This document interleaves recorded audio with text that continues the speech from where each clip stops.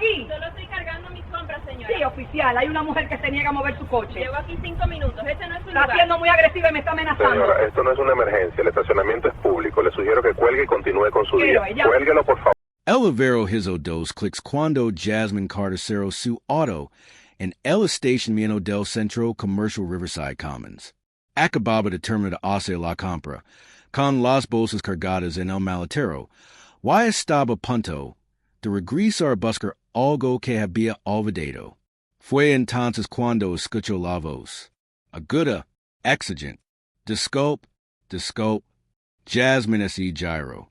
Una mujer blanca, de unos 50 y tantos, caminaba hacia ella con determinación, con el teléfono ya en la mano. ¿Qué hace? Jasmine miró a su alrededor, confundida. Disculpe. La mujer se detuvo a unos metros de distancia, recorriendo con la mirada el auto de Jasmine. Este es un estacionamiento privado. ¿Tiene algún negocio aquí? Jasmine señaló hacia el supermercado. Acabó de comprar Ali. Vuelvo a entrar. Los labios de la mujer se apretaron en una delgada línea. Nunca la había visto por aquí. No creo que pertenezca a este vecindario. Jasmine sintió la familiar opresión en el pecho. Estoy de compras. Eso es todo. La mujer levantó su teléfono. Voy a llamar a la policía. Hemos tenido problemas con gente meridiendo. Why no me siento cómodo? El oficial David Bennett llevaba 13 años en el departamento de policía de Riverside. Why en esos 13 años había compilado un historia que debería haber suscitado preocupación inmediata en la división de Sonos y Nos. Why el personal de mando del departamento. 19 quejas. 19 quejas de residentes negros que habían sido detenidos sin sospecha razonable, interrogados sobre su presencia en sus propios barrios, detenidos durante actividades rutinarias y sometidos a interrogatorios agresivos basados únicamente en la raza. Quejas sobre la respuesta de Bennett a llamadas que involucran a personas negras con suposiciones inmediatas de criminalidad. Quejas sobre su desestimación de pruebas de legitimidad mientras perseguía sospechas infundadas. Una queja detalaba como Bennett había expulsado a un propietario negro en la entrada de su casa después de que un vecino denunciara a una persona sospechosa. Otro lo describió deteniendo a un adolescente negro que caminaba a casa desde la escuela, exigiendo una identificación y interrogándolo durante 20 minutos a pesar de que el adolescente llevaba una mochila escolar y vestía uniforme escolar. Una tercera involucraba a Bennett arrestando a una mujer negra por entrar sin permiso en un complejo de apartamentos donde había vivido durante 5 años. Lo que sucedió ese sábado por la tarde gasto pondría fin a la carrera de Bennett. Le costaría a la ciudad $425,000 y expondrá a un departamento que había ignorado 19 quejas durante 13 años porque Bennett recibía constantemente apoyo de supervisors que valoraban sus cifras de arrestos por encima de la confianza de la comunidad. Jasmine Marie Carter, una mujer negra de unos 30 años, fiscal federal adjunta especializada en casos de derechos civiles, cargaba la compra en su coche cuando un desconocido pensó que parecía sospechosa. No se trataba de ningún delito, ninguna infracción, ningún comportamiento sospechoso. Simplemente estaba midiendo las bolsas en el maletero. Antes de continuar, ¿desde donde nos ves? Si es tu primera vez aquí, suscribid. Historias como estas necesitan ser compartidas. Y tu apoyo nos ayuda a revelar más verdades. El Centro Commercial Riverside Commons se encontraba en el acaudalado barrio de Meadowbrook en Richmond, Virginia, una zona suburbana donde calles arboladas conectaban con distritos comerciales con supermercados de lujo, boutiques y restaurantes de cadena. El barrio era predominantemente blanco, adinerado y conocido por sus asociaciones de propietarios, que regularmente desde la altura del cesto hasta los colores de la pintura exterior. El centro comercial en sí era moderno, bien mantenido, con un amplio aparcamiento con medianas adornadas y iluminación brillante incluso de día. El tipo de lugar donde las familias campan, los fines de semana, y los profesionales se detienen después del trabajo. Ese sábado 19 de agosto en particular, la temperatura había alcanzado los 30 grados, un calor húmedo del verano de Virginia que hacía que las tiendas con aire acondicionado fueran un alivio. Eran las 14:47. El tipo de tarde fin de semana agitada, cuando los aparcamientos estaban llenos pero ordenados, cuando la gente se movía entre las tiendas con bolsas de la compra, cuando no suele ocurrir nada dramático. Jasmine Marie Carter tenía 32 años y era fiscal federal adjunta para el distrito este de Virginia. Se graduó con honores en la Universidad Howard, obtuvo su título de abogada en Georgetown, y trabajó 2 años como assistant legal para un juez de un tribunal federal de distrito antes de incorporarse a la Fiscalía de los Estados Unidos 6 años antes. Su especialidad era el procesamiento de derechos civiles, casos de mala conducta policial, delitos de odio, discrimination y violations constitucionales. Durante 6 años, ese logró una reputación como una de las fiscales más eficaces de la oficina. Sus colegas la consideraban implacable, la abogada que preparaba los casos con tanta minuciosidad que los abogados defensores a menudo aconsejaban a sus clientes que acepten acuerdos con la fiscalía, en lugar de enfrentarse a ella en los tribunales. Había procesado con éxito a 14 policías por uso excesivo de la fuerza y violations de los derechos civiles. Había conseguido condenas en 3 casos de delitos de odio que otros fiscales se habían negado a procesar. El Departamento de Justicia la había reconocido con elogios por su excelencia en la aplicación de los derechos civiles. Había presentado argumentos ante el Tribunal de Apelaciones del Cuarto Circuito y había ganado. Había impartido conferencias en facultades de derecho sobre la construcción de casos de violación constitucional. Trabajaba 60 horas semanales, a menudo más durante el juicio, y había aprendido a manejar estas medias rutinas. Hacer la compra los sábados, preparar la comida los domingos, ir al gimnasio entre semana antes del juicio.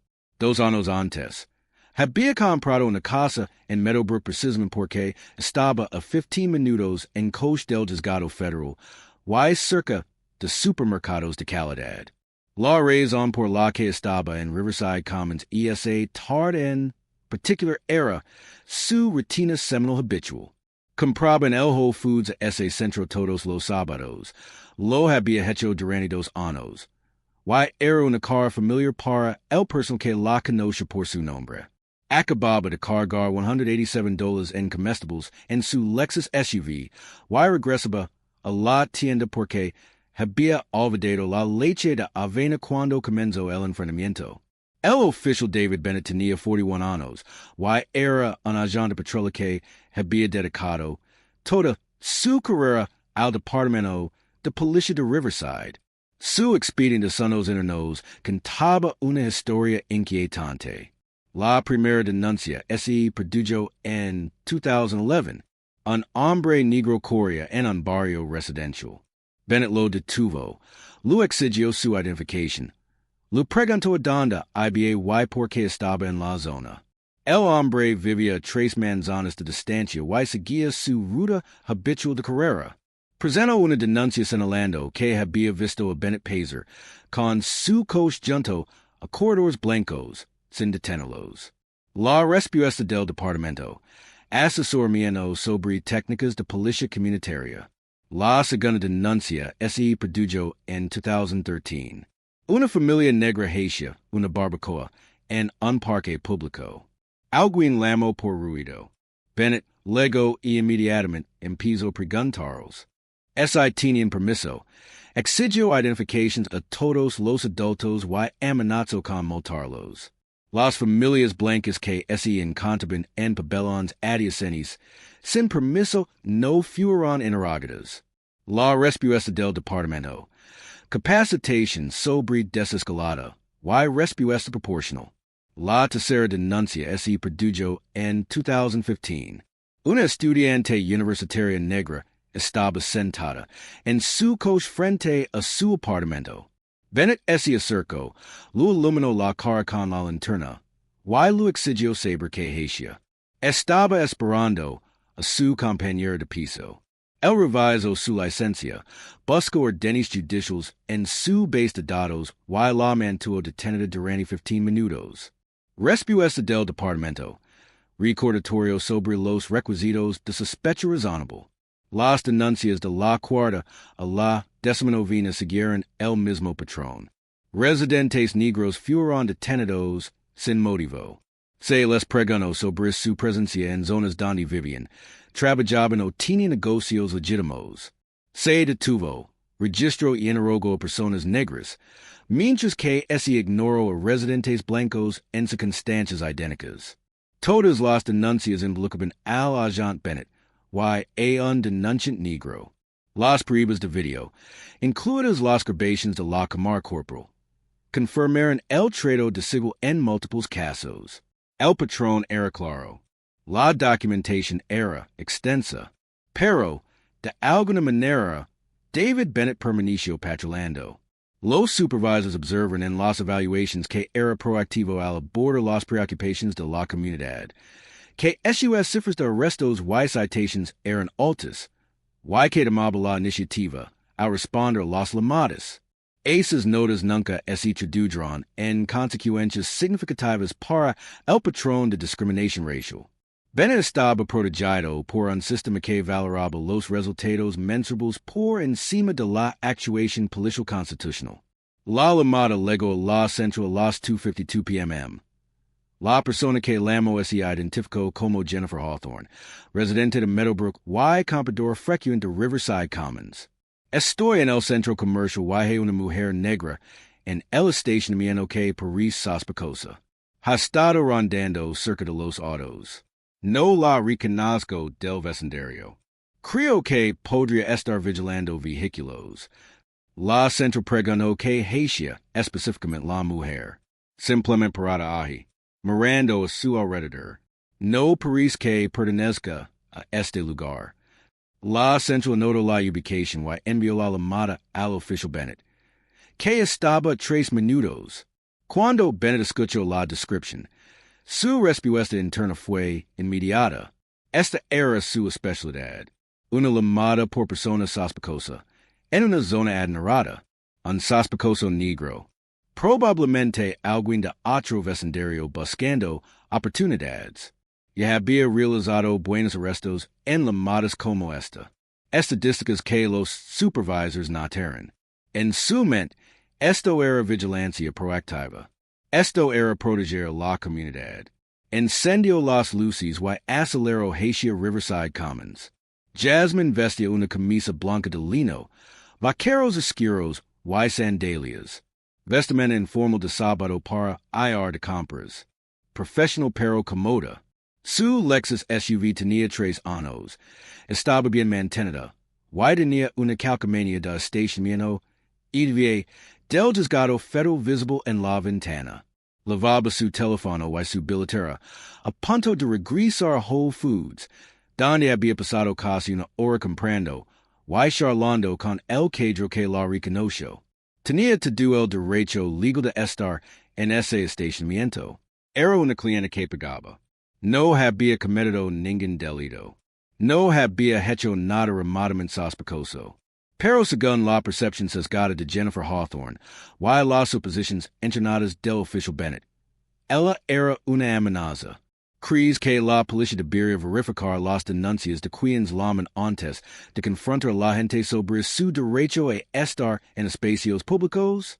Deja tu respuesta abajo. La patrulla del agente Bennett entró en el aparcamiento 90 segundos después de recibir la llamada. Vio a Jasmine de inmediato, caminando hacia la entrada de la tienda. Estacionó su coche en diagonal, bloqueando el paso, y salió. Tenía la mano apoyada en el cinturón, cerca de su arma. De tan ahí mismo, Jasmine se quedó paralizada, sorprendida por la agresividad. ¿Qué pasa? Bennett esi acerco, colocandos entre Jasmine y la tienda.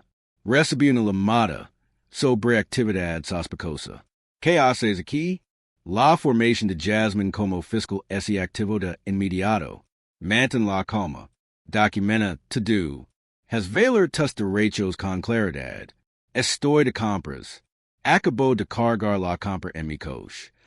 La mirada de Bennett esi dirigió al aparcamiento. ¿Qué coche? Jasmine señaló su Lexus SUV. A 4 metros y medio de distancia. Ese, el Lexus play to do.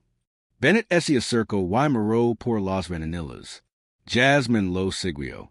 Agent, ¿de qué se trata? ¿Quién llamó? Bennett ignoró la pregunta. ¿Tiene identificación?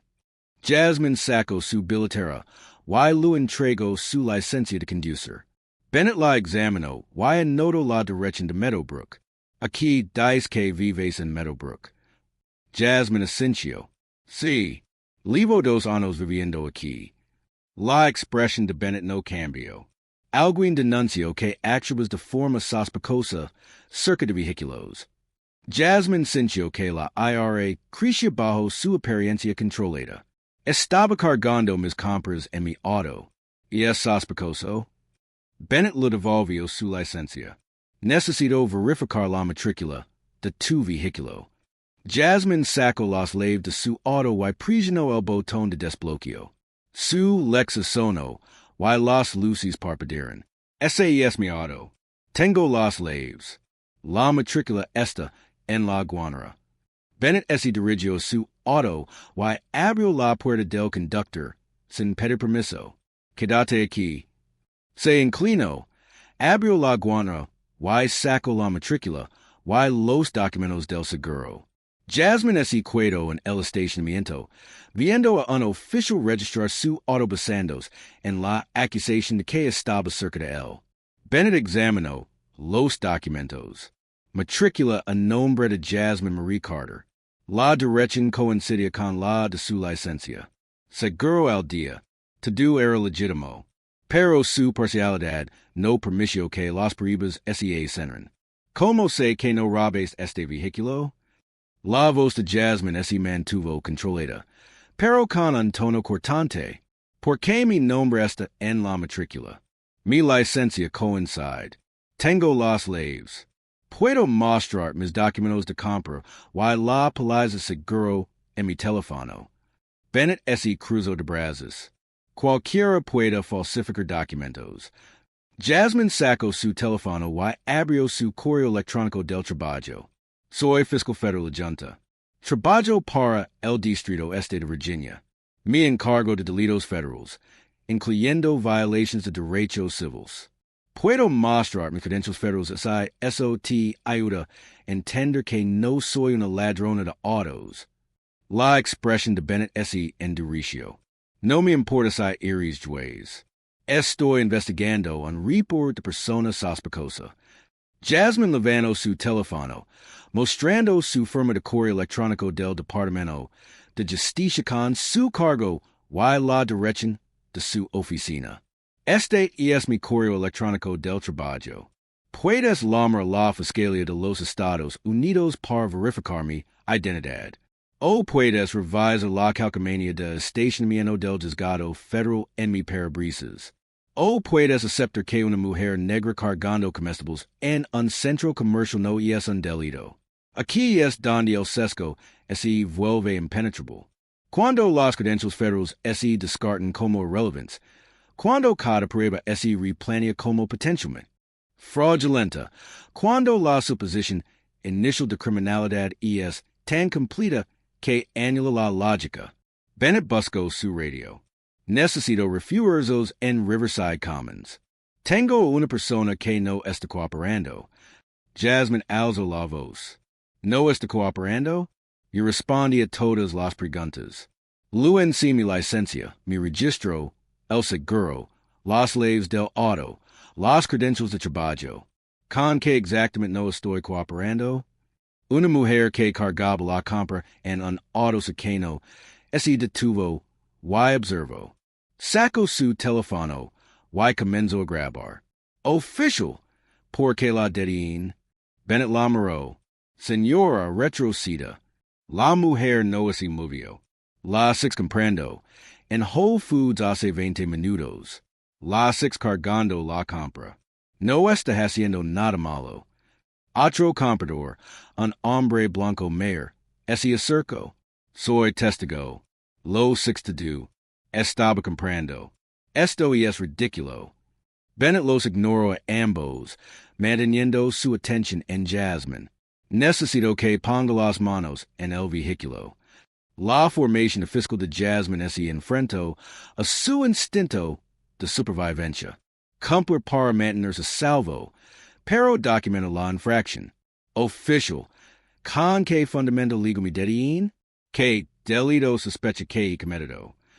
La mano de Bennett es acerco a su arma.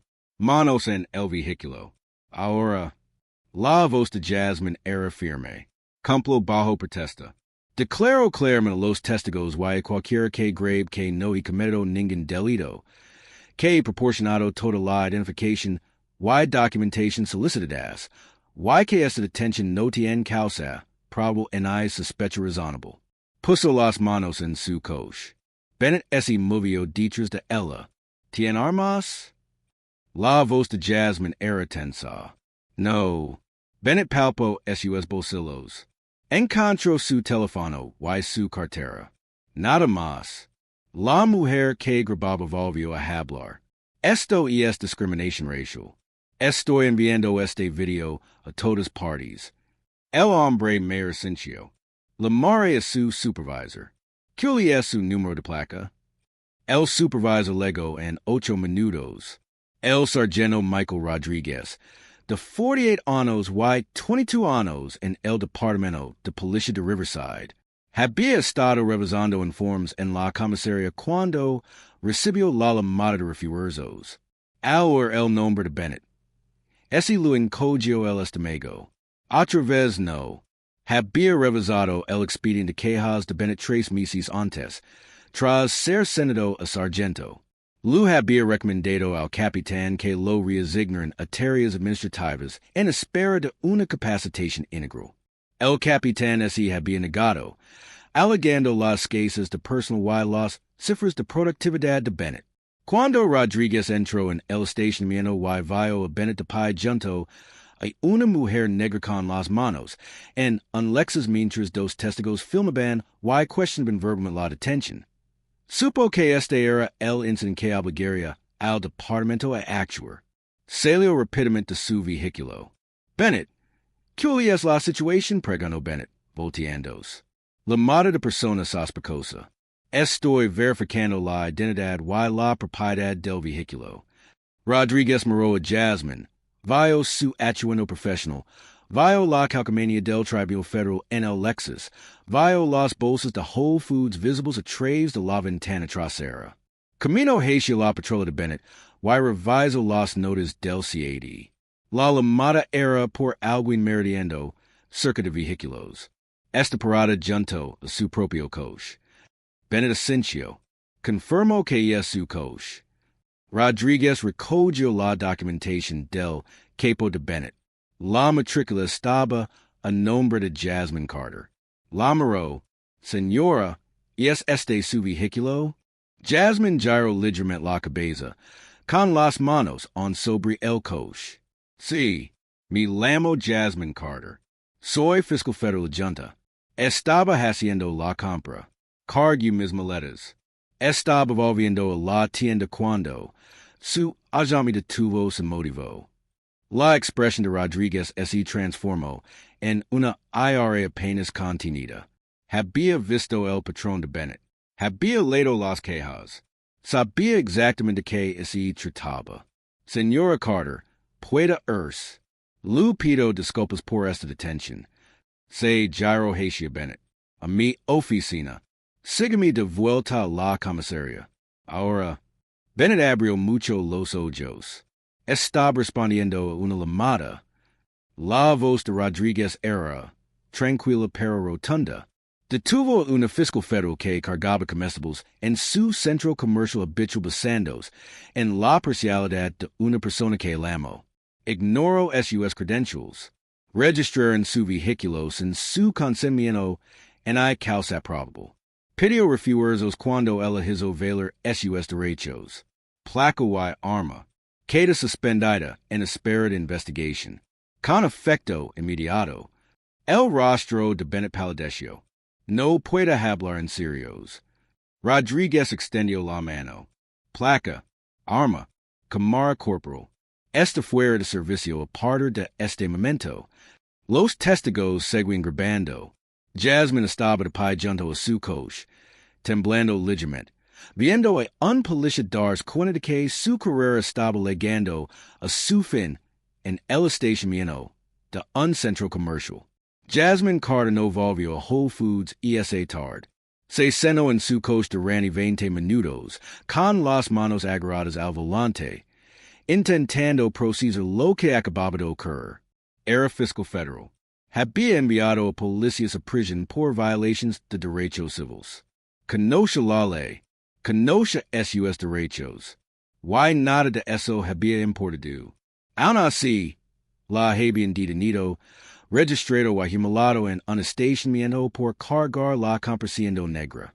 Cuando finalmente condujo a casa, llamó de inmediato a su supervisor en la Fiscalía de los Estados Unidos. Luego llamó a la División de Derechos Civiles del FBI. Entonces comenzó a documentar cada, de tal mientras el recuerdo aún estaba fresco. La historia se estaba extendiendo. La verdadera pregunta es, ¿qué cambió ahora? ¿Acaso los departamentos de policía finalmente despiden a los oficiales después de 5 caos en lugar de 19? ¿Acaso los supervisors finalmente ignoran las métricas de productividad cuando los oficiales demuestran patrones de discriminación racial? Reconocimos finalmente que las llamadas al 911 badas en la incomodidad racial no son suspectos razonables, que los centros de despacho deben descartar sesgos antes de enviar los oficiales que leguen con suposiciones? Porque si no arreglamos los sistemas que mantienen al oficial Bennett patrulando durante 13 años a pesar de 19 quejas.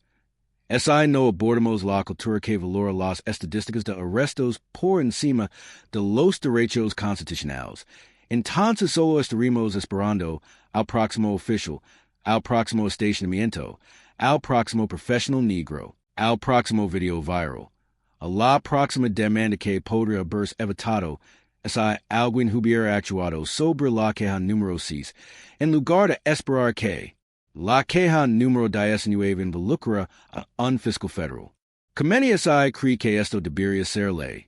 Cualquier agente de policía con 5 denuncias fundamentadas de discriminación racial debe enfrentar el despido automático y la desertificación permanente.